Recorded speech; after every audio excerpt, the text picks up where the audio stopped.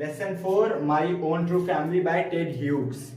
Edward James Ted Hughes was a notable English poet and had been the poet laureate of Great Britain from 1984 till his death. His famous works include Birthday Letters and The Hawk in the Rain and Tales from Ovid. Edward James Ted Hughes जो है वो एक English British poet है और birthday letter and the hawk in the rain वो कुछ उनके famous works हैं.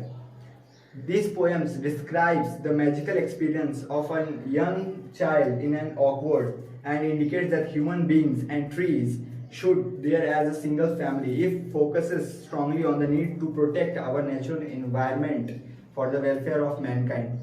इस जो पोयम है वो पोएट डिस्क्राइब्स किए हैं कि जो ह्यूमन और फॉरेस्ट है वो एक दूसरे से इंटरकनेक्टेड है और उसको प्रोटेक्ट करना हमारी जिम्मेदारी है for the protection of Mankind के प्रोटेक्शन के लिए.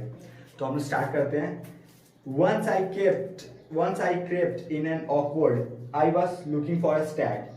एक बार की बात है, जो पोएट है वो चुपके से जंगल में जाते हैं एक नर हिरण का पीछा करते हुए. I met an old woman there, or nobly sick and tag. तब जो पोएट है वो एक बूढ़ी औरत से मिलते हैं जो स्टिक एंड टैग मतलब झुकी हुई और बड़ी अजीब किस्म की होती है देखने में. She said, I have your secrets here inside my bag. वो पोएट को बोलती है कि तुम्हारे जितने भी राज सीक्रेट है वो मेरे इस छोटे से बैग, वो एक छोटे से बैग की तरफ इशारा करते हुए बोलती है कि इस बैग के अंदर है. Then she began to rackle and I began to quake.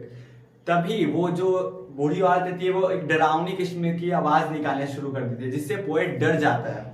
और she opened her little bag and I came twice awake. तभी वो अपने बैग, छोटे से बैग जो उसके पास रहता है उसे खोलती है तो पोएट एक तरह से अनकॉन्शियस होके बेहोश हो जाता है और वो जैसे 2 बार जागता है. Surrounded by a straining tribes and me tied to a stake. वो जब जागता है तो वो देखता है वो चारों तरफ पेड़ों से घिरा हुआ एक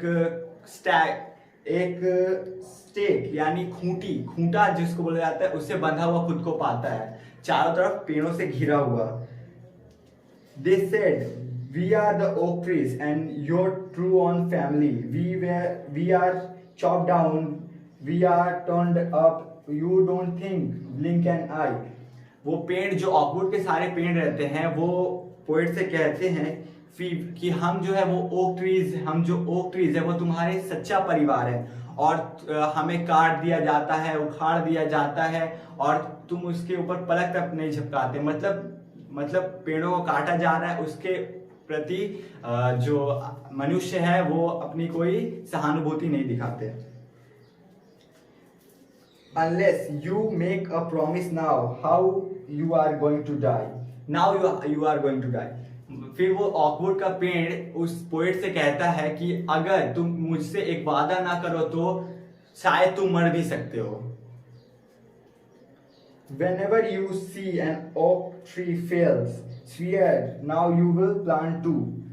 तब वो ऑकवुड का जो ट्री रहता है वो उससे वादा मांगता है कि जब भी तुम देखोगे कि एक ऑकवुड का पेड़ काटा जा रहा है या वो सूख के गिर चुका है तो तुम उसकी जगह पर 2 पेड़ लगाओगे. इसका वादा वो पोएट से मांगता है. And the roots you among, unless you swear the black oak bark will wrinkle over you and the root you among the oaks where you were born but never grew. वो उसे एक तरह से awkward धमकी देते हुए कहता है कि अगर तुम ये वादा नहीं करते हो तो हम तुम्हारे ऊपर अपने पेड़ की जो ब्लैक बार्क यानी छाल जो होती है वो गिरा देंगे और तुम्हें यहीं गाड़ देंगे. उसके बाद ना तो तुम बढ़ पाओगे ना कुछ कर पाओगे.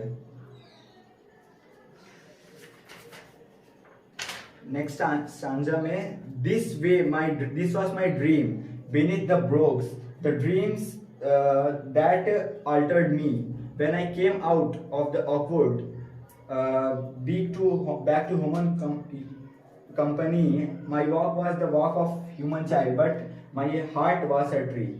वो एक जो पोएट है वो एक सपना देख रहा होता है. जब वो जागता है तो चारों तरफ अपने आप को घिरा पाता है झाड़ियों से और वो जब वापस वो जो सपना रहता है वो एक तरह से बदलाव ला देता है, परिवर्तन ला देता है पोएट के मन में।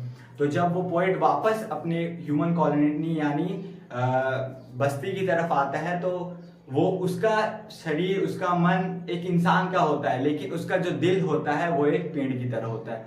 मतलब ऑल ओवर द पोएम बोला क्या गया है, डिफॉरेस्टेशन के अगेंस्ट में है ये पोएम। यहाँ हमें पेड़ों के इम्पोर्टेंस के बारे में बताया गया है।